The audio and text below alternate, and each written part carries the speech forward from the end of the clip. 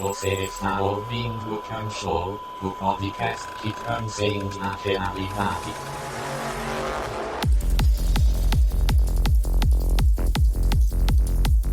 Alô, Cancãs! Vindo diretamente da sua fibra ótica, começa a 9ª temporada do Canshow com Serial Experiment Lane. E direto da caixa de spam temos os nossos convidados, Lud e Miyuki. E aí, gente, como vocês estão? Eu sou o Lud, Luiz, vou me apresentar mais uma vez para os psicopatas que estão começando a assistir esse episódio, essa temporada por esse episódio, tá bom? Não, na boa. Você falou isso no último episódio, eu concordo. Quem fez isso, volta pro começo, pelo amor de Deus. Exatamente. Eu não sei nem porque que eu continuo me apresentando assim, mas tudo bem. Acho que é só pressão, pura pressão social. Sim. Não vou. Eu sou o Lud, tá bom? É isso. Vai assistir esse episódio. Não ceda isso, não ceda. Você é um homem forte e independente. Olha que fofo. Vai, Miyuki. Isso, pelo machismo. Isso. Depois fica meio difícil. Oi, gente, eu sou a Miu, eu vou participar do protesto do Lud. Vamos ver isso. Show, pronto. Achei que era pelo machismo. Não, seu chauvinista. Eu sou o porco do Cascão agora. Ai, caralho. É chauvinista o porco do Cascão, idiota. Sinopse.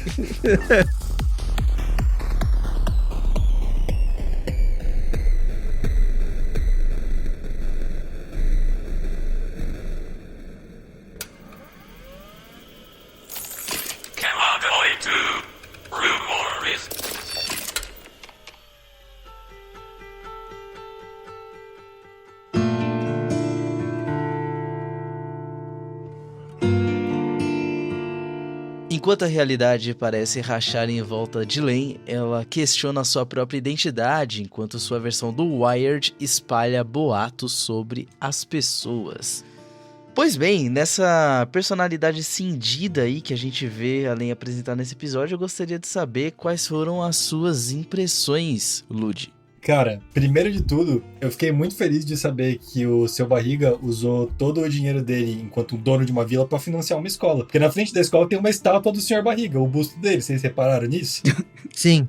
Oh, meu Deus. É igualzinho, Não. Cara. É igualzinho o Seu Barriga. Depois volta lá e dá uma olhada. Eu vou voltar agora, vai. Continua falando aí. Mas que bom que foi isso que o Lud extraiu do episódio, né? Mas tudo bem. Não, tô brincando. Mas... Revoltado que só tinha um filho homem, ele resolveu fazer um colégio de meninas, é isso? Exatamente. Ai, que Ai, sacanagem. caraca. Não, mas eu achei esse episódio, assim, assisti ele 2 vezes, né? Primeira vez que eu assisti, eu fiquei tipo, tá, caralho, o que tá acontecendo aqui? A segunda vez eu continuei, caralho, o que tá acontecendo aqui? Mas deu pra pegar mais nuances. Vamos fazer o debate sério primeiro e depois eu trago as partezinhas que eu achei engraçadas. É um episódio que ele é, principalmente no momento que a gente tá hoje, nessa semana em que o episódio está sendo gravado, discutindo sobre a regulamentação das redes, discutindo sobre como crianças são expostas na internet, discutindo sobre toda a coisa das big techs e, enfim, as empresas das redes sociais, o acesso que eles têm às nossas informações, o que eles fazem com isso, como eles manipulam toda a realidade à nossa volta com isso. Eu acho que esse episódio tem muita corda pra gente debater esses temas. A gente vai vendo ali, primeiro, um questionamento das amigas da Lane sobre se foi ela que fez ou não fez. Primeiro momento, a gente não sabe exatamente o que é essa acusação, né, do que ela está sendo acusada de fazer. E a gente vai descobrindo que parece que vazaram ali algumas informações referentes a Alice. E aí a gente vai entender depois que parece, e aqui eu vou dar um pequeniníssimo spoiler, de que a versão da Lane, uma das versões da Lane, que fica aí, né, que reside no Wired, prometeu para Alice que ela poderia, enfim, satisfazer ali as fantasias sexuais que ela tinha com o professor, porque também que menina colegial nunca teve crush no professor, mas enfim, poderia satisfazer isso ali pelo Wired. Só que parece que essa outra versão da Lane aproveitou disso e expôs tudo, né, pra galera da escola. Caralho, é igual Seu Barriga. Desculpa aí, Luiz. Intervenção. Continua aí. E a gente vai vendo o impacto. Caralho, Felipe, você me quebrou agora. Perdeu. Perdeu tudo. Imagina se o Nhonho espalha nudes da Chiquinha na escola. É esse o ponto. Isso, velho? Tá ligado? É esse o ponto. Foi isso que aconteceu com a Ari, se espalharam Entendi. nudes dela. E aí, acho muito bacana, porque a gente entra também numa questão que é muito dos dias atuais. Acho que não mais tão atual, acho que rolava mais alguns anos atrás. Hoje, espero que a molecada de hoje em dia esteja mais consciente quanto a isso. Essa parada de pornô vingança, que rolava muito nas escolas, nos colegiais, de expor nude da namorada, porque terminou, porque traiu, porque não sei o que lá, ou só porque o moleque é um incelzinho de bosta, né? A gente via muito disso acontecendo, muitas notícias disso rolando atrás. Hoje a gente tem também uma coisa disso, toda essa coisa das imagens geradas por inteligência artificial, e também uma discussão muito grande a respeito de como isso está sendo usado para criar pornografia, para criar imagens sexualizadas sem o consentimento das pessoas que estão tendo ali seus corpos imaginados, né? Porque a gente vê muitas vezes disso, tipo, pegam o rosto de uma pessoa e criam ali um nude fake, sabe? E eu achei que esse episódio ele conversa muito com isso, né, com como as redes são utilizadas e como as redes têm esse potencial de prejudicar muito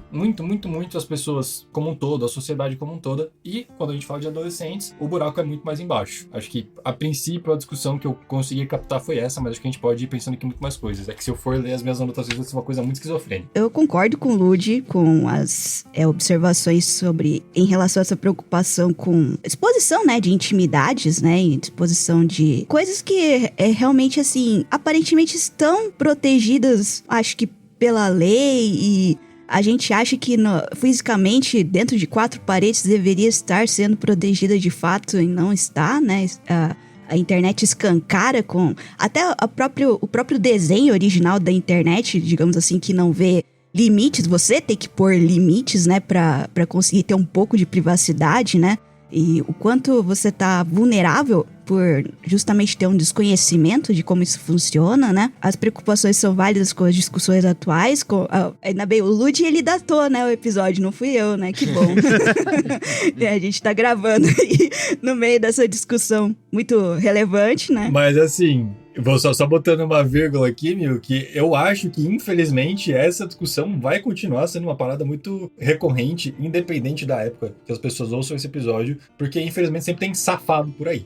É que se for pensar, né, a gente tem aqui a ideia de vigilância, né, tipo, a era dos dados é a era da vigilância também, né, com todos os equipamentos possíveis e impossíveis para você saber da vida do outro, praticamente, né. Se diz que, de certa forma, isso se dá por uma questão de segurança pública, ou então justamente porque a informação tem que circular, se faz relevante a transparência também, mas outras coisas que também devem ser tuteladas acabam ficando para trás e sendo vulnerabilizadas, e inclusive a questão justamente da privacidade, né? E a privacidade no íntimo, em diferentes camadas, inclusive a questão sexual, né?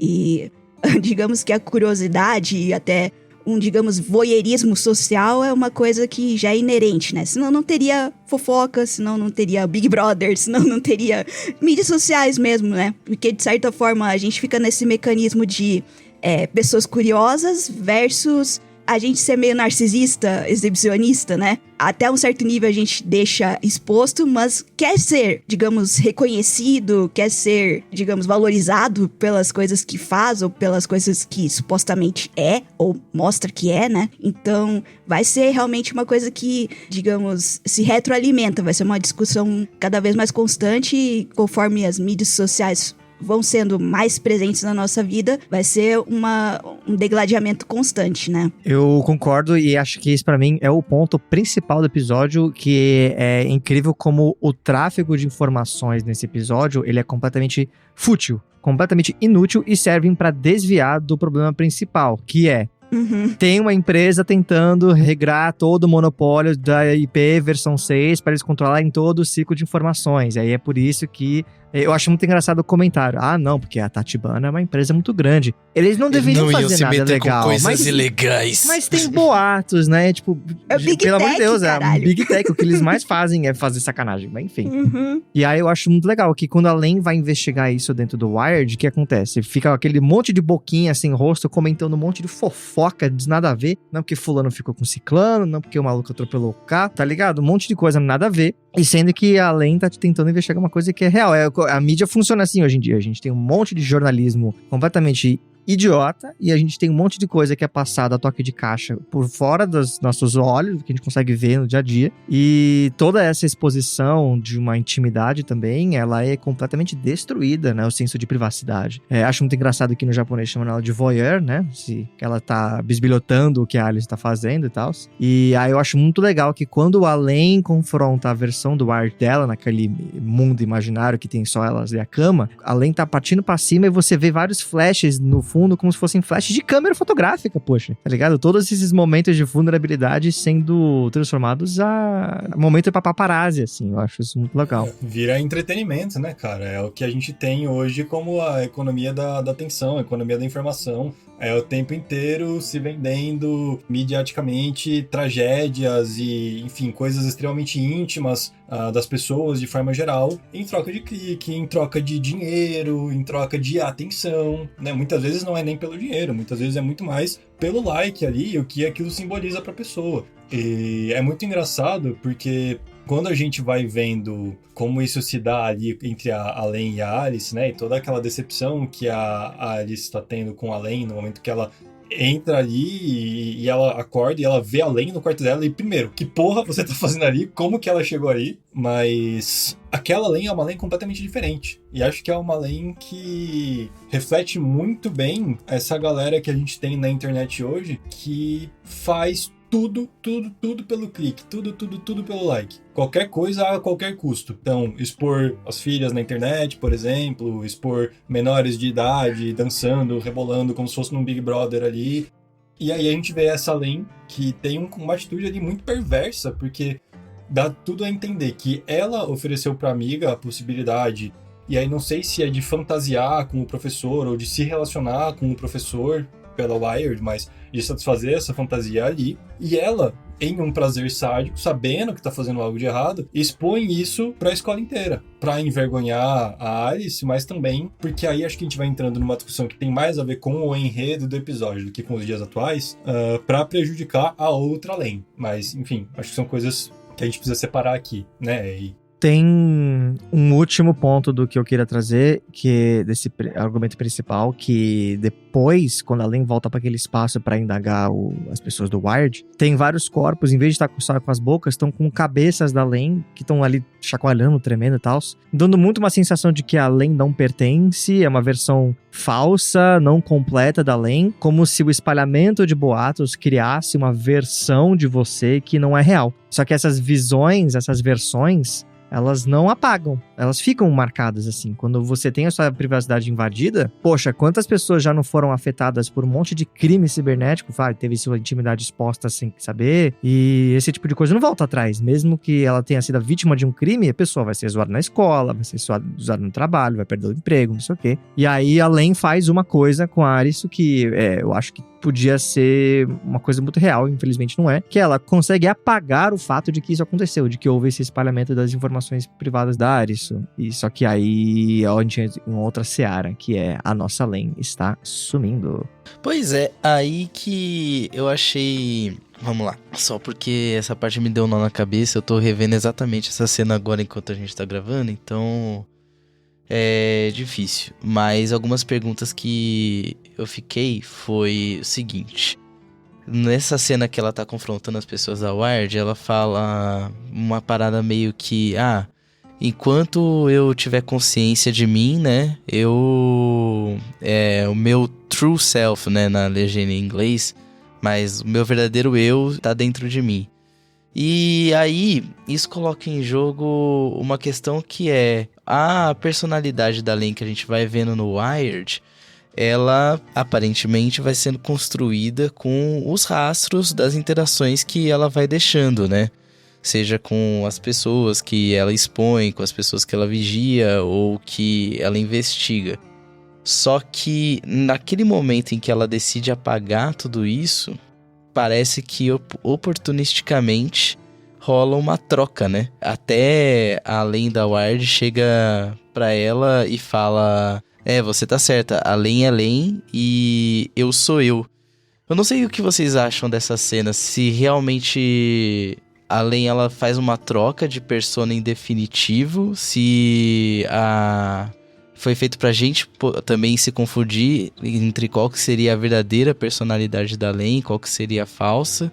Quanto que a Len que a gente sempre conheceu é realmente além da escola, além tímida, e o quão falso realmente é essa além da Wired, sabe? Afinal de contas, ela é a única faceta que se apresentou pra milhões de pessoas. Não sei o que vocês pensaram sobre. Eu acho que é muito interessante isso, porque, de novo, eu acho que a gente tem que pensar um pouco sobre como a gente se relaciona com as redes sociais, porque quem a gente é na vida real é muito diferente de quem a gente é na internet. Quando a gente fala tanto de cidadãos civis, cidadãos, enfim, quando a gente fala de influenciadores, né, com milhões de seguidores, a gente nunca expõe 100% a nossa realidade na internet, a gente expõe uma versão dela. E isso cria, de fato, uma outra versão nossa que as pessoas estão vendo ali. Só que até que ponto essa versão, ela deixa de ser real? Só porque a gente não tá mostrando tudo, né? Acho que é algo interessante da gente pensar, porque talvez ela seja uma versão muito mais próxima do que a gente gostaria de ser na vida real, e não consegue, e é o que a gente gosta de mostrar, e que talvez em um grau a gente seja,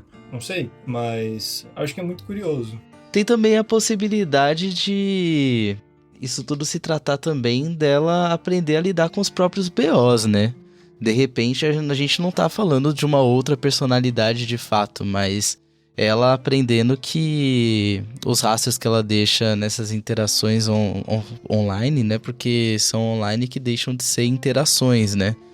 A qualidade física que muda. Mas eu acho que também pode ser esse choque de realidade, assim, sabe?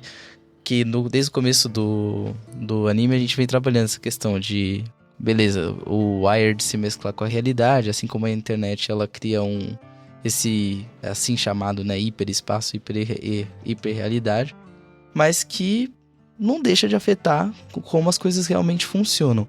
E se, na verdade, essa outra personalidade da Len for meio que um bode expiatório, sabe? Foi um jeito dela fingir que as coisas que as consequências dos atos dela não acontecem com ela também, né? E ela vai depois perguntar sobre se ela é ela mesma, né? Pra única, entre aspas, pessoa que conhece ela bem, até onde a gente vê, né? Que é o computador dela, né? Eu acho que até é um contraste, esse detalhe, né, de se confirmar a própria identidade com o computador, né, num toque frio, dá um contraste com as cenas em que a gente teve a Alice segurando a mão da Len, né, que daí dava aquela coisa de pé no chão, você tá aqui, eu tô aqui, eu te reconheço como uma pessoa, nós temos contato, você tem esse calor que também foi citado aqui, né, quando teve a cena horrorosa do estrangulamento, né. E eu tenho uma teoria particularmente, considerando inclusive o diretor, né, que lidou com Digimon Tamers, que a gente tá lidando talvez com uma quebra de mente da Len em justamente ID, ego e superego, sabe? Porque nós temos uma versão mais contida, nós temos uma versão mais assertiva, mas que sabe o certo e errado, e nós temos uma totalmente selvagem, sabe? Então, eu não sei se a gente tá indo por esse lado também, sabe? Meio... digamos, literal. Eu achei, né, pra uma animação. muito interessante, meu. Principalmente porque é de fato isso, né? Vocês sabem mais ou menos a definição de ego e superego? A gente pode até saber, mas o ouvinte talvez não. Eu tô junto com o ouvinte, eu não sei também. Beleza. Isso, exatamente. Assim, explicando bem a grosso modo, né? O id é a parte do nosso inconsciente que dita os nossos desejos, desde as coisas mais básicas, tipo, tô com fome, quanto as coisas mais complexas, do tipo, quero comer yakisoba. Você tá com fome, né, Lud? É o nosso eu, tô com fome pra caralho. No episódio. Muito específico. O ego é a parte do nosso inconsciente que define o nosso eu, então, que ali em consonância com o id vai satisfazer os desejos, e o superego é essa outra instância que é o que vai regular essa interação, que vai chegar pro id e falar, peraí, não rola, tá ligado? Não dá pra comer agora porque você está gravando um episódio de Kanshou, você não pode simplesmente levantar da cadeira e comer. Então, o que dá pra fazer no meio disso? O superego, ele vai impor a lei, e o ego, ele vai vir e vai falar, tá, não posso comer agora, mas estou com fome. Então, será que eu aguento esperar até o episódio acabar pra comer? Acho que sim, então beleza. E aí, via de regra, um aparelho psíquico que funciona bem vai atuar dessa maneira. Agora, quando a gente fala, e acho que eu estava trazendo muito essa discussão sobre as psicoses, por exemplo, a gente fala de um aparelho inconsciente que ele é todo vazado, que ele não é muito bem regulado. Então, o id, que é essa coisa muito selvagem dos desejos, das pulsões, das vontades, ela toma muito mais conta, e isso traz um comportamento até alucinatório, persecutório, que é muito dessa sensação que a gente tem nesse episódio, quando a Len começa a olhar, depois dela receber aquela mensagem toda garranchada no celular, e todo mundo olhando pra ela de tudo quanto era lado, sabe? A sala inteira olhando pra ela, todo mundo no refeitório olhando pra ela, todo mundo na quadra olha pra janela da onde ela tá passando. E isso conversa muito com, enfim, com esse sentimento que, via de regra, aparece muito em Psicoses por conta dessa não separação entre as instâncias, entre o id, o ego e o superego. Não tem muito bem esse superego regulando, o id toma muita conta, o ego fica meio perdidão no meio disso tudo, não sabe o que é realidade, o que é ficção, o que é fantasia. E eu acho que também tem uma outra coisa muito interessante nesse episódio, porque quando a gente vai falar... Desculpa, gente, eu sei que eu tô me estendendo, mas é que eu fiquei animado com o assunto, tá bom? A gente vai falar de psicopatologia para psicanálise. Então, esse aparelho psíquico que funciona bem é o que a gente chamaria de um aparelho neurótico. Então, Freud diria que no melhor caso de todos, né, todos somos neuróticos, então todo mundo vai ter ali umas questões, mas a gente precisa trabalhar. Tem pessoas que serão psicóticas, e aí vai ter esse autor que vem depois, e aí quem assistiu a temporada de Ergo Proxy, se eu não me engano, que tem as estátuas lá com os nomes dos filósofos, dos pensadores, né? A Mil tá aí, ó, pra dizer, tinha a estátua do Lacan. Jacques Lacan, ele foi um psicanalista que, na teoria dele sobre psicopatologia, ele vai dividir em 3 tipos de diagnóstico: neurose, psicose e perversão. Até agora, a gente estava vendo uma Len que se dividia entre essa Len neurótica, então essa Len mais assertiva, que consegue diferenciar o que é real e o que não é real, o que ela gosta e o que ela não gosta, consegue colocar ali os limites, que é essa Len que a gente via menos, essa Len que tende muito à psicose, é essa Len que a gente vê mais, que é essa Len mais retraída e que se sente muito perseguida e que começa a alucinar. E essa terceira Len que aparece agora é uma Len que eu diria perversa, em todos os termos da palavra, porque ela se aproveita ali das brechas que existem para satisfazer os prazeres dela, mesmo sabendo que isso pode trazer um prejuízo para os outros. Porque ela tem tudo isso bem definido, ela sabe o que pode e o que não pode, e é exatamente sabendo o que pode e o que não pode, então, sabendo a diferença entre a lei e o desejo, ela consegue navegar e satisfazer isso, inclusive de uma forma muito sádica, que é o que acontece ali na interação dela com a Alice quando ela tá no quarto. Eu achei isso fantástico. Muito obrigado, Mil, por trazer isso, porque eu realmente não tinha pensado nisso até você falar. Então, vocês estão acompanhando aqui o meu processo de raciocínio muito maluco, gente. Tá bom? Obrigado.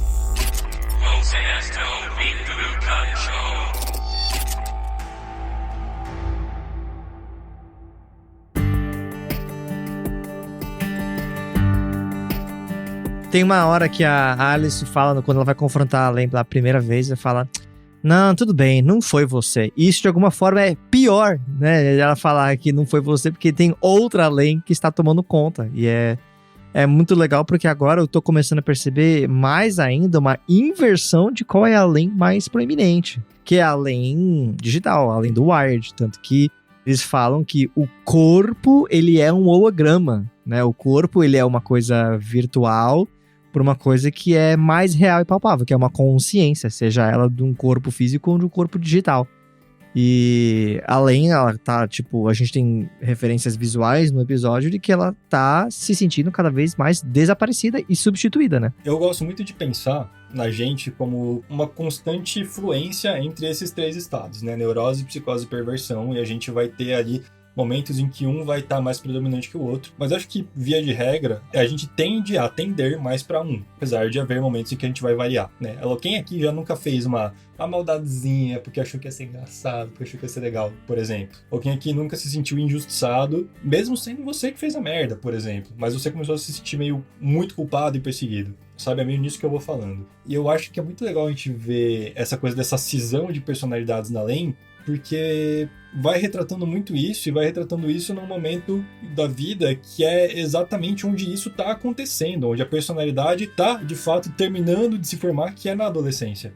É muito da hora ver isso. Eu acho que a nossa jornada até agora no episódio, e como o diretor tem trabalhado isso, enfim, o roteiro todo está sendo construído, ele traz uma conversa muito legal sobre a tecnologia, esse debate sobre tecnologia até ali nos anos 90, e esse debate sobre a adolescência e constituição da personalidade, sabe? Achei que são coisas muito fodas, muito fodas. Eu também queria adicionar, né, que meio que a reação dessa Len selvagem, né, foi, digamos, meio crua a uma situação que ela parecia se sentir traída, né? Porque aquela situação que ela ficou no corredor com o celular e sendo observada, ela tava gritando pela Alice, né? E a Alice, de certa forma, apesar de, obviamente, não poder atender a Lane, ela se sentiu traída de não ser atendida prontamente, né? É como se a Alice não tivesse agenda na própria vida, e o que o episódio acaba abrindo, de certa forma, a ideia de que a Alice é um indivíduo próprio, ela não está ali pra servir a Lane, não é um personagem também articulado só pra ser usado, de certa forma, na narrativa pra servir a ela, né? E ela tem desejos próprios, ela tem a vida dela, de certa forma, além de se sentir traída, me lembra como, às vezes, a gente tem relacionamentos muito escassos, né? Só tem 1 ou 2 amigos, assim. E aí, de repente, esse outro amigo, você fica com ciúmes dele porque a pessoa começa a ter uma outra roda de amigos, ou tá tendo crush em alguém, né? E aí, aquele tempo de qualidade que se tinha juntos entre eles acaba sendo dividido a atenção com essa outra persona que não está envolvida nesse relacionamento, ou você nem tem simpatia por essa pessoa. E aí, de repente, nessa imaturidade social, digamos assim, ela fica putaça e acaba tendo esse poor revenge aí, justamente da situação que ela expõe a Alice na internet, né? Eu achei interessante essa colocação dessa situação justamente nesse viés de maturidade, digamos, ou falta de maturidade como pessoa da Lane em formação como adolescente, né? Eu acho que isso tudo vai conversando muito também, essa relação dela com a Alice, com toda essa ausência de família, né? Porque a gente vai retomando todo o quadro dela com relação aos pais, e a gente vê que não tem uma relação. Tinha alguma relação lá nos primeiros episódios, mas a gente vai percebendo que vai ficando uma coisa cada vez mais distante, até que a gente começa a se perguntar, por conta das perguntas que fizeram pra Lane no último episódio também, será que eles são seus pais de verdade? Que é você? E, via de regra, são essas indagações que a gente tá tendo na adolescência. Tipo, não se eles são meus pais de verdade, mas o que eu tenho do meu pai e da minha mãe? O que eu penso deles? Porque é um momento da vida em que a gente começa, em tese, a se rebelar mais, e a gente começa a ser menos querido, o período da aborrecência, né? Então a gente começa a tomar mais pancada da vida, mais expor os pais, mais chamada de atenção, ficar de castigo e tal, mas isso vai denotando a relação também. E é nessa relação que a gente vai sendo moldado. E aí quando a gente vê que a Lane, ela não tem isso em casa, e aí a única relação aparentemente saudável que ela tem é com a Alice. Só que a Alice, ela é uma pessoa que ela não se permite desamparar a Lane. Até quando ela vai desamparar, ela pede milhões de desculpas e tá constantemente ali passando pano, né? Se a gente puder dizer assim, que nem o Nate falou da cena em que a primeira reação da Alice à acusação é dizer pra Lane, não foi você, tá tudo bem. A gente vê que tem alguma coisa de problemático nessa relação. E aqui vou eu falar de teoria de psicanálise mais uma vez, tá bom? Desculpa, gente. Tem um autor que eu gosto muito, que chama Winnicott, que ele vai falar sobre a teoria do amadurecimento e do rumo à independência. E ele vai falar muito sobre o papel materno, sobre a função materna, né? Vamos deixar aqui o disclaimer que ele não está falando necessariamente da mãe, mas da pessoa que faz esse papel de mãe, esse papel de cuidado. E, idealmente, para a teoria dele, a gente precisa... Acho que eu até falei dele em outro episódio, tô me recordando, mas retomando.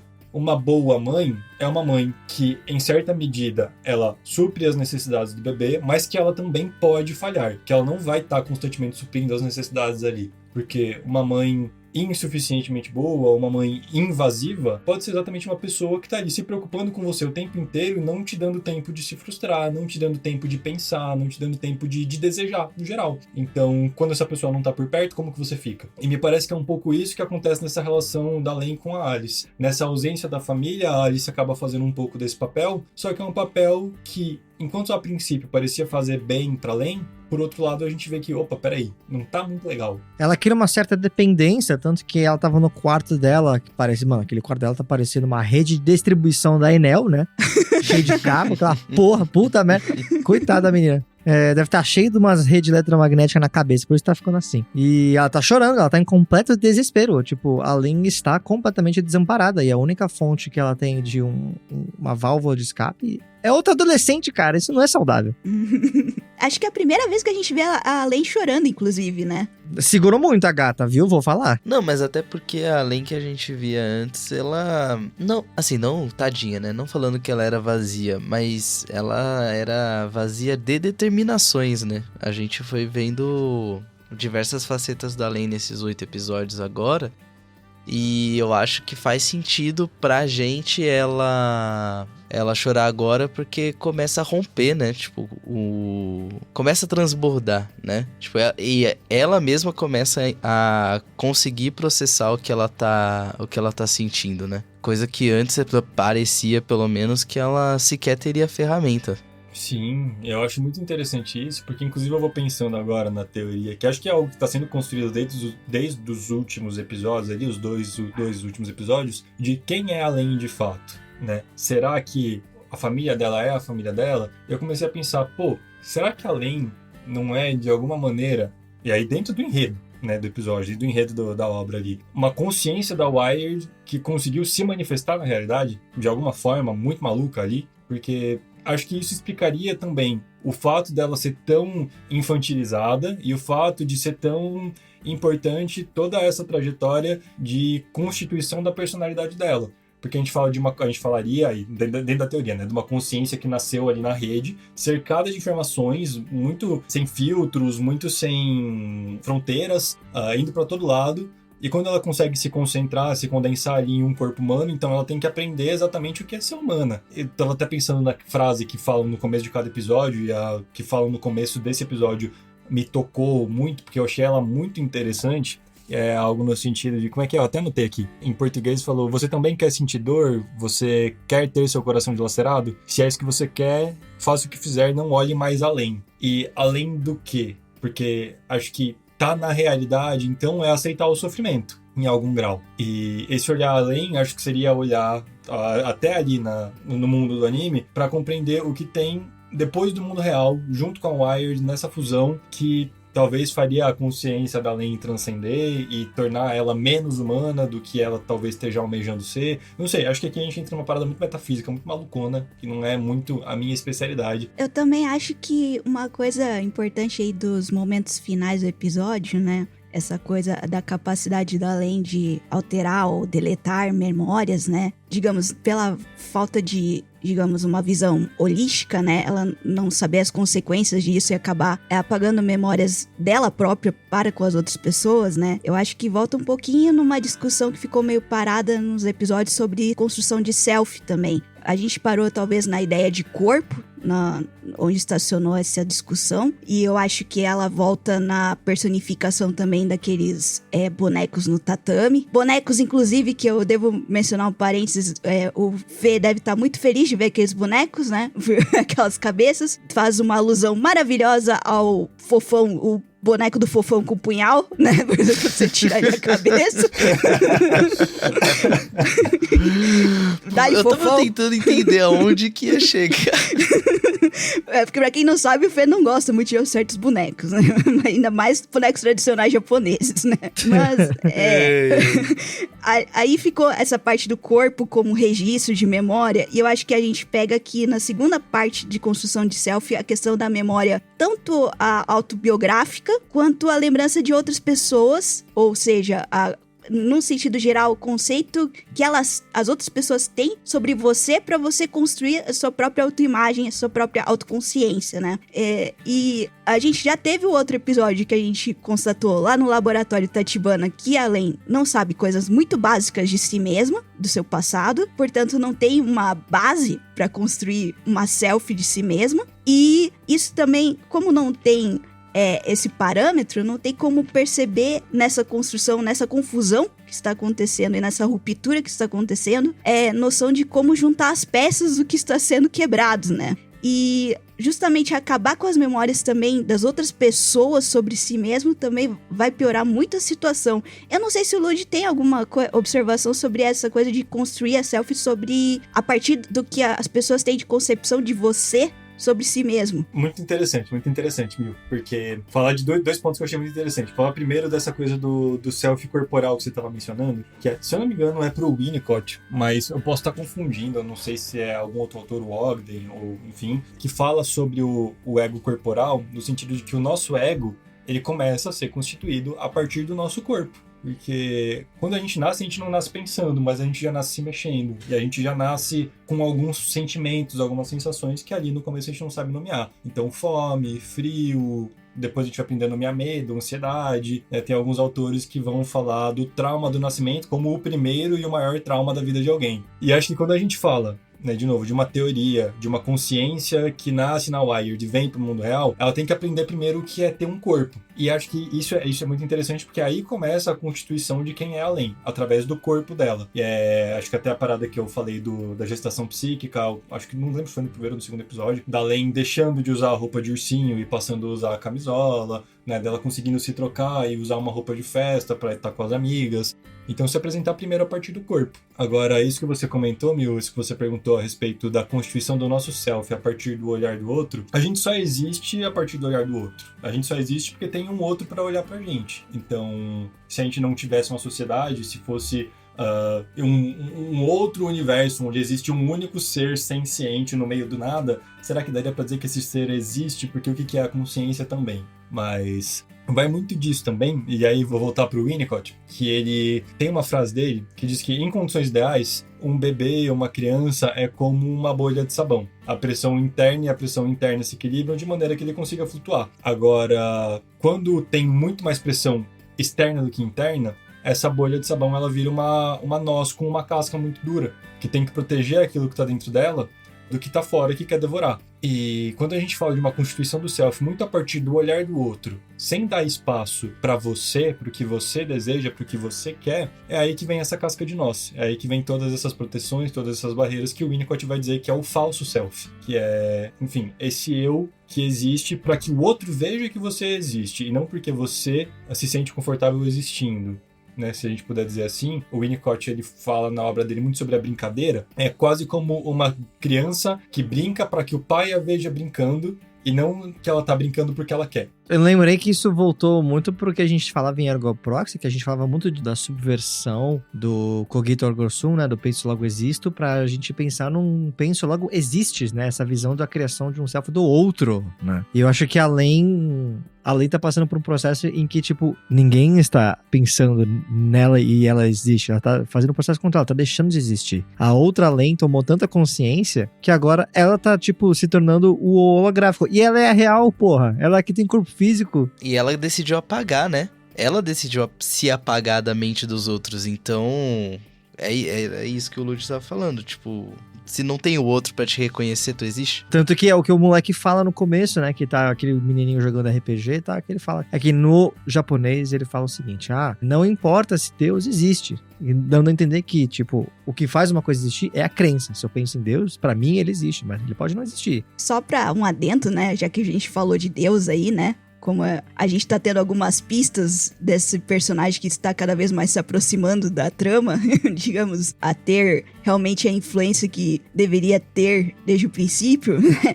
Eu acho muito interessante. Primeiro que a gente tem o título Rumores, a gente tem vários núcleos de rumores, desde a ideia dos boatos dos pais da Len não serem de fato dela, os rumores na escola, mas eu acho que o maior rumor, digamos, da humanidade seria Deus, justamente, né? Existe ou não, né? E fica por isso mesmo, né? E a gente tem, pelo menos pelo original japonês, né? Tem horas em que se utiliza a palavra Deus, mesmo com essa grafia, e tem horas que a gente usa a palavra Kami. E aí, o Kami, a gente tem lá no shintoísmo, né? Uma tradução que não alcança, tipo, os parâmetros judaicos cristãos ocidentais, digamos assim, né?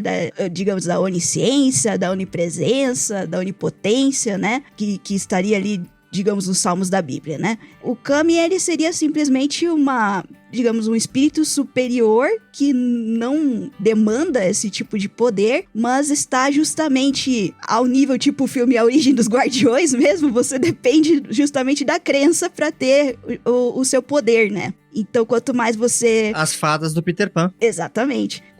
Quanto mais você atribui a uma questão, uma personificação, atributos, rituais, fatos que se dão por conta dessa divindade, mais você atribui poder a ela e mais você atribui importância a ela e pode ser utilizado eventualmente aí por questões históricas, por questões de poder, questões de cobiça, etc, né? E aí eu penso na teoria agora com o chapéu de alumínio, né, que se haveria possibilidade de justamente esse Deus estar alimentando a ideia da Len ser onipresente e onipotente de alguma forma, e ao mesmo tempo ele também, né, atribuir coisas a eles dois, né, porque fica aqueles boatos na Wired que existe Deus, que existe além, e aí atribui coisas a eles, e você, a partir desses boatos sobre eles, desses rumores sobre eles, você atribui dados, e esses dados se transformarem em poderes pra eles. Quanto mais você acredita que eles têm esses poderes de fato, mais eles têm de fato, né? Inclusive, vocês falaram, né, do o cogito ergo sum, né, o penso logo existo. O Lacan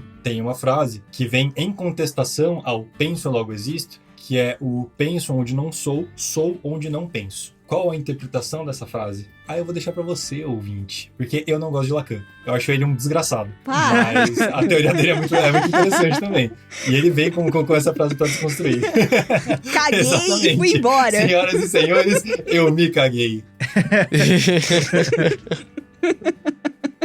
E essa lição de casa é ótima pra encerrar, tá ligado? Exatamente. É o corte lacaniano. Puta que pariu! Pode crer. Caralho, parabéns.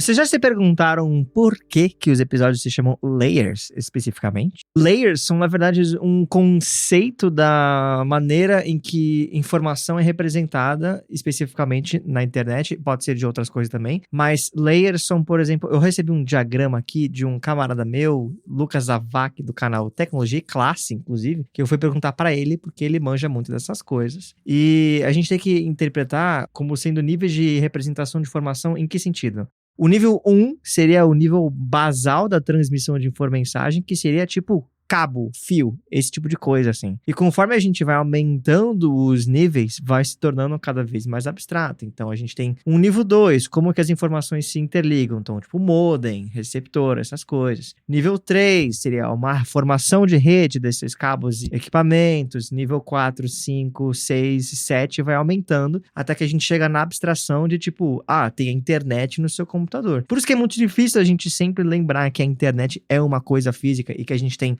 centenas de quilômetros de cabos submarinos que vêm até a costa do Brasil para você poder assistir Serial Experiment Lane, entendeu? Então, eu acho muito legal, porque conforme o tempo passa, então, os níveis vão aumentando, a abstração vai aumentando e a gente vai sempre se questionando o que caralhos é real ou não. E conforme a gente passa além, vai se desconstruindo, a identidade dela vai se dissolvendo por completo. E a gente tem menos, assim, uma tangibilidade do que a gente consegue definir e representar como uma informação real. Então, eu acho que foi um jogo muito inteligente da parte dele de nomear os episódios como Layers. É isso. Oi, Zawa, tudo bem? Desculpa atrapalhar seu dia de trabalho e tal. Me tira uma dúvida, você que é homem em tecnologias. Eu tô assistindo o LEM pra temporada do meu podcast, né? E eles falam muito de IP e tal, porque é internet e tal. E os episódios são chamados de layers, né? E eu sei que uma layer é alguma coisa de internet, eu só não sei o que exatamente e tal. Então, se você puder falar um pouquinho sobre isso, seria uma curiosidade legal. E se você quiser mandar em áudio, inclusive, eu posso até colocar no programa, se você quiser. Cara, sim, tu citou algumas palavras-chave ali e é por aí mesmo. O que acontece, tá? Pra gente estudar, construir redes e tal, a gente geralmente usa um modelo que a gente chama para visualizar as redes, que é o modelo OSI, ou como as pessoas chamam aqui no Brasil muito, o modelo OSI, All Right Now, tá ligado?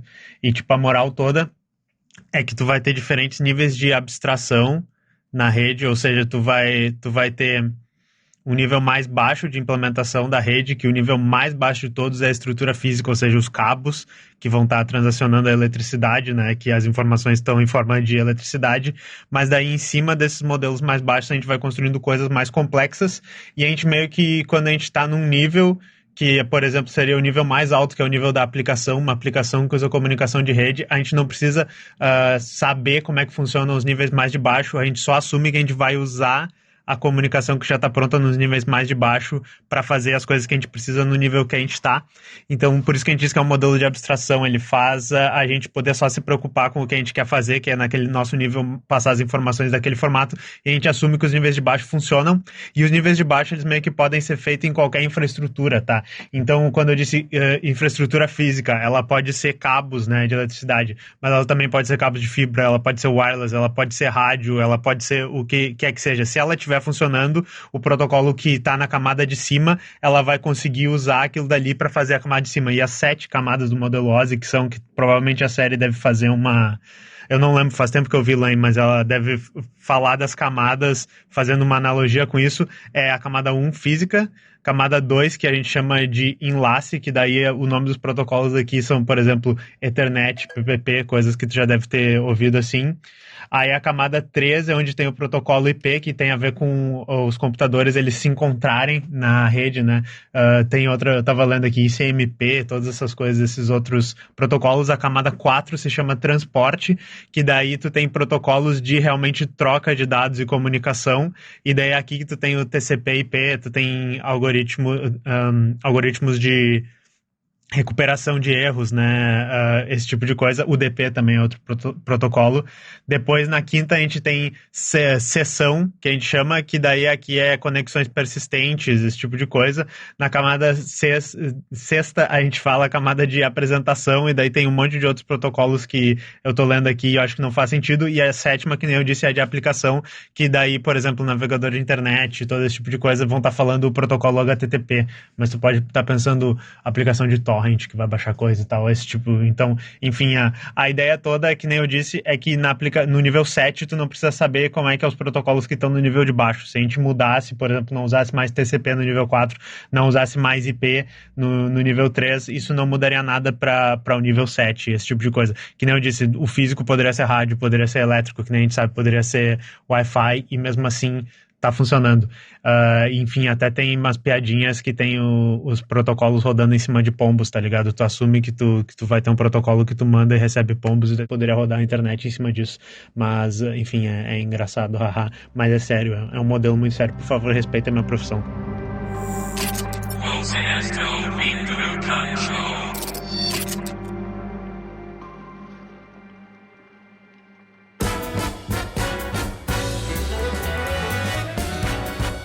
Atenção, num mundo tão instável, onde as coisas reais se esvaem, apenas uma coisa permanece verdadeira. É o Kanshou do Bilhão. Verdadeiro, eu achei que tu deu uma valorizada. Dei uma valorizada. É isso aí. Voltamos com as nossas 6 questões que botam nossos convidados numa competição muito acirrada. Mentira, porque o Lud está mamando de joelhos nessa Obviamente. Exatamente. Relembrando o nosso placar de 12 pontos para o Lud e 23 pontos para a Miyuki, que está arrasando como sempre. Continue assim. Passe por cima do Lud. Muito obrigado. E Felipe, siga adiante. Vamos lá, então, começando com o cachorro morto aí do Kanshou do Bilhão. Caralho, mano. Vai, escolhe E aí assim a já tua fechamos pergunta. o Kanshou. Pergunta número 1. Número 1, vamos lá. Então, valendo um ponto aí, quantos objetos haviam no Eita, que isso? Caralho. Mamei. Vamos lá. Fácil, valendo um ponto. Então, quantos objetos haviam no escorredor de louças quando Len vai tomar algo na geladeira? Alternativa A, 4. B, 6. Ou C, 8. 4 objetos. 4 objetos, correta resposta. Você chutou ou você sabia? Não, eu percebi esse. Eu pensei, quantas canecas tem ali? São 4 canecas. Olha lá, demorou 8 episódios, Olha. mas conseguiu. Finalmente, caralho. Isso é muito o comportamento de quem não recebe em casa, o que é muito estranho, porque eles só tem uma caneca pra cada um na casa deles e, tipo, não tem pra Cara, visita, tá Um ligado? dia um amigo meu É. chegou e meteu essa na minha casa, tá ligado? E ele estava certo, assim, tipo, tinha 2 Categoricamente. canecas, 2 copos, aí ele... Você não recebe visita, né? Aí eu... Caralho, você não tem amigo, né, ô, cara? Minimalista. Nossa, tem uma coisa que a gente tem aqui em casa é caneca. Meu Deus do céu. Eu também. Eu também. Não, hoje em dia, velho, não tem onde enfiar a caneca mais. Vai lá, Nathan. Eita, porra. Vamos lá, a gente segue então com a segunda questão para Miu, valendo um pontinho também, que diz o seguinte. Qual é a cor do carro do professor de Arisu? Letra A, branco. Letra B, vermelho. Ou letra C, amarelo? Vermelho. Certa resposta, levando você a 24 pontos. Não era de Camaro Amarelo, que pena. Exato. Nossa, Milk, você precisa datar você? Porque o programa é uma coisa, mas Cara, datar estamos você... com um anime de 1990, cheio Pô, de mas coisa datada. Camaro Amarelo não é tão velho, galera. Calma lá. A gente tá Exato. falando o quê? De quando que é Camaro 12 anos Amarelo? atrás. Essa é a próxima pergunta, né? 2010. 2012. No meio das manifestações, tipo, Camaro Amarelo. É, 2012. Munhoz Olha. e Mariano. Munhoz e Mariano. Vamos lá então, Lud. Você aí tem sua chance de marcar 2 pontos aí, tentar alcançar a Miyuki. Escolha aí sua pergunta média, 3 ou 4. Acho que você foi muito generoso dizendo que eu tenho chance de alcançar a Miyuki, mas tudo bem. Vamos de 4, vai, bota de 4 aí. Bota de 4. Questão média valendo 2 pontos, Lud. Sobre o que é o cartaz que está pendurado na parede da entrada do que parece ser a cozinha da escola da Len na cena que ela tá fugindo dos olhares. Alternativa A, orientações sobre prevenção à intoxicação alimentar. Alternativa B, o cardápio da semana. Ou alternativa C, escala de revezamento das turmas no refeitório. Prevenções sobre infecção alimentar, sei lá, caralho. Correta resposta! Que isso? O que tá acontecendo? Parabéns. Nossa. Caraca, pela primeira vez. Um chute meu foi certo. Pela Caralho. primeira vez eu fico feliz que o Lud acerta alguma coisa. Obrigado, Natan, obrigado. Sua amizade é muito preciosa pra mim. Você é um amigo. Você é um amigo. Então aí, Lud alcança seus 15 pontos, reduzindo a distância aí do placar para 9 pontos. Exato. Vamos lá então, meio que sua questão média diz o seguinte. Na cena da sala de aula, aparece no visor do celular da Len algumas informações. Entre elas, o que parece ser um intervalo de largura de banda de internet. Qual é este intervalo? Letra A, de 75 KB por segundo a 80 MB por segundo. Letra B, de 50 KB a 100 MB. Ou letra C, de 64 KB a 45 MB. Ah, eu vou de B, mas sei lá. B não está correta. B de bosta. O que é que você falaria se você falasse, meu Deus, eu errei uma pergunta? E é isso. A resposta correta é 64 kilobits, se eu não me engano, não é kilobyte, é kilobits a 45 megabits por segundo. Porque ela era uma carroça, né, na época, então, né? Exato. Não, isso aí é velocidade... Pô, mas 45 megabytes por segundo, tipo, nos anos 90. A Len inventou o 6G, né?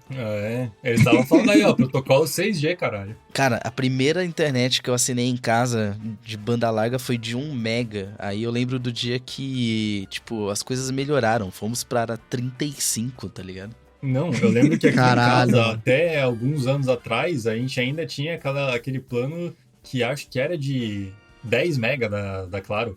Não, mentira. Não. Verdade, real. Até papo de uns 5 anos atrás, se eu não me engano. Aí eu conversei bastante com a minha mãe e falei, mãe, tá complicado o negócio aqui. Aí eu Não consigo jogar meu Free Não Fire. consigo jogar Fortnite. Exatamente. Mãe, o Grand Chase tá dando lag.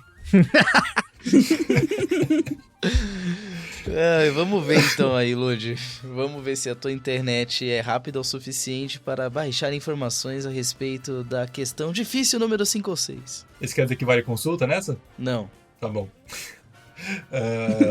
Número 6, então. Vai, manda bala. Número 6, o protocolo de internet versão 4, que permitia muito menos endereços por usar 32 bytes, esgotou as suas possibilidades em que ano? Alternativa A, 1997, alternativa B, 2019 ou alternativa C, 2002. Protocolo de internet, versão 4. Cara, eu vou dar um chute bem gostoso, eu vou falar 2002. 2002, ali no meio termo, que é o chute errado. Esse protocolo só veio a esgotar suas possibilidades no ano de 2019. 32 bytes é muita coisa. Caralho. Ok. O Lud não conseguiu os seus 3 pontinhos. Vamos ver se a Milk consegue na sua questão 5 difícil, que diz o seguinte. O protocolo de internet versão 6, estabelecido em 1995, usava endereços de 128 bits, permitindo quantas variações de endereço? Letra A, 128 ao quadrado variações. Letra B, 2 elevado a 64 variações. ou letra C, 2 elevado a 128 variações? Sei lá, eu acho que eu vou com a C. C de certa resposta, é assim que se calcula a Olha. quantidade de informação disponível. Você tem 128 bits, você tem 2 elevado a 128 dígitos de informação disponíveis a serem utilizados para criar endereços de IP. É por isso que a gente mudou para esse sistema o quanto antes, porque aí vai ter computador pra caramba. Diferente do IP versão 4, que usava só 32 bits, e esses valores foram esgotados só em 2019, mas a mudança foi realizada antes, assim que o protocolo foi criado na década de 90. Então, é isso. Levando a Miyuki para os 27 pontos, o Lud continua na pindaíba com 15 pontos, quase metade dos pontos. Eu nunca vi uma discrepância tão grande de pontos. Eu estou em choque com o tamanho e estupidez do Lud. Obrigado. É impressionante. Que continue Acho assim que todos para nos dar entendemos. entretenimento. Acho que todos entendemos. Já. Cara, eu não sou bom em trivia quiz, tá bom? Eu sou analista. Eu só escuto. Caraca, Exatamente. Imagina ele jogando perfil, tá ligado? É muito legal. Pergunta pra Vitória como que é quando ela faz dupla comigo. Meu Olha, Deus. nossa, coitada. Enfim, pra gente não matar esse cachorro morto, a gente termina a edição do Kanshou do Bilhão aqui por enquanto e até o próximo episódio. É o cachorro de Schrödinger, né? Não sabe se tá morto, se tá mais morto ainda, no caso. Porra, vai se fuder, viu?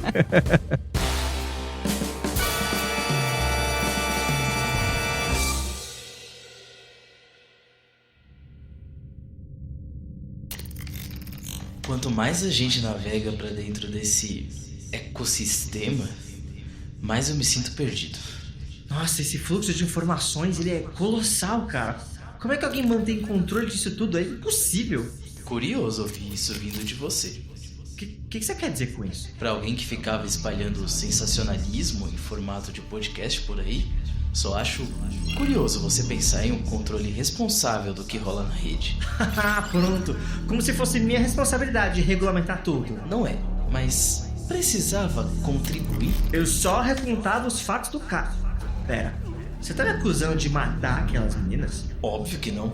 Mas tá aparecendo, né? Ah, baixa a bola, vai. Eu duvido que algum de nós tenha escolhido passar pelo que passamos.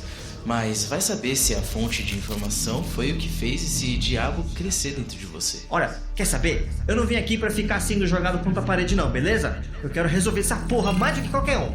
E se não gostou, pode dar seus pulos pra vazar daqui, beleza? Eu vou indo nessa.